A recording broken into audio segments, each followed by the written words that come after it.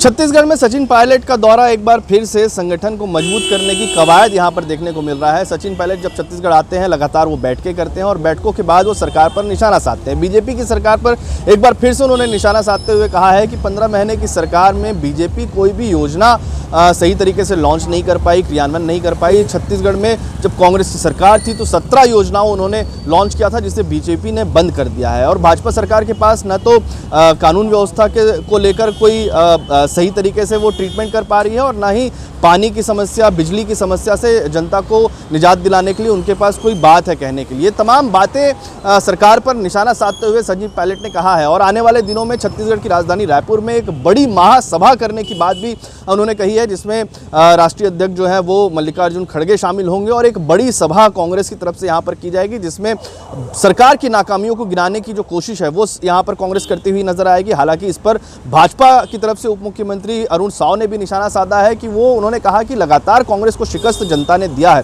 वो पहले अपने संगठन को देख ले। लगातार हार के बावजूद उनके जो नेता हैं वो कहीं ना कहीं अब तक उनमें एकता देखने को नहीं मिल रही है। वो भी अभी भी लगातार जो है वो हर जगह पर उनको शिकस्त का सामना ही करना पड़ रहा है। जनता उन पर भरोसा ही नहीं करती है। हालांकि इस बात को छुपाने के लिए जरूर सचिन पायलट ये तमाम बातें कह रहे हैं। इस तरीके से जो नोकझोंक है वो छत्तीसगढ़ में देखने को मिल रही है। जरा सुन लीजिए दोनों नेता क्या कहते हैं। हमारी पार्टी में अपनी बात रखने का, चर्चा करने का, बंद कमरे में नेताओं से विमर्श करने का हमारी पार्टी में छूट है। ये मौका भाजपा में नहीं है, मैं जानता हूँ कि हमारी पार्टी में हम सब लोग एक दूसरे की सुनते हैं और जो शीर्ष नेतृत्व फैसला करता है उस पर अमल करते हैं। छत्तीसगढ़ में मैं समझ रहा हूँ आपका इशारा किस तरफ है, लेकिन छत्तीसगढ़ के अंदर जो माहौल हमारी पार्टी ने बनाया था 2017-18 में, हम ठीक उसी दिशा में काम कर रहे हैं और आप सबके समर्थन से उतना ही बहुमत लेकर 28 में हम लोग सरकार बनाएंगे। पिछले 1.5 सालों में अपनी पार्टी की दुर्दशा पर नजर डालें। विधानसभा में पार्टी की दुर्दशा हुई, कांग्रेस पार्टी को जनता ने बुरी तरह से हराया। फिर लोकसभा चुनाव में बुरी तरह से जनता ने कांग्रेस पार्टी को हराया। रायपुर दक्षिण के चुनाव में बुरी तरह से पार्टी को हराया जनता ने। और पंचायत और नगरीय चुनाव में तो जो कांग्रेस पार्टी की दुर्दशा हुई है, सचिन पायलट जी एक नजर इधर भी डाल लें। और बार बार जनता ने सरकार के कामों पर मुहर लगाई है, संतुष्टि जाहिर की है, सरकार को ताकत और मजबूती दी है।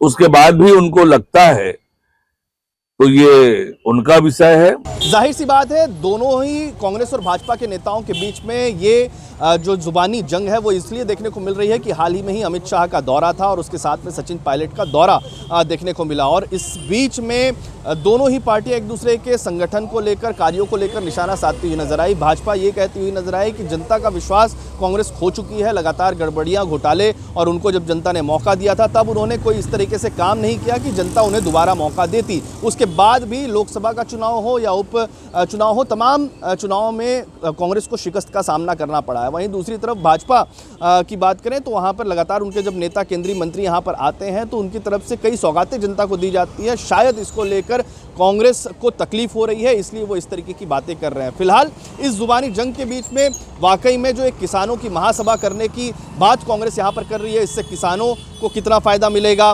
कांग्रेस को कितना फायदा मिलेगा, और जनता की बात, जनता की परेशानियों की बात, कानून व्यवस्था के साथ में तमाम बुनियादी सुविधाओं की बात जो कांग्रेस कह रही है उस पर जनता कितना भरोसा कर पाएगी, आने वाले दिनों में ही पता चलेगा।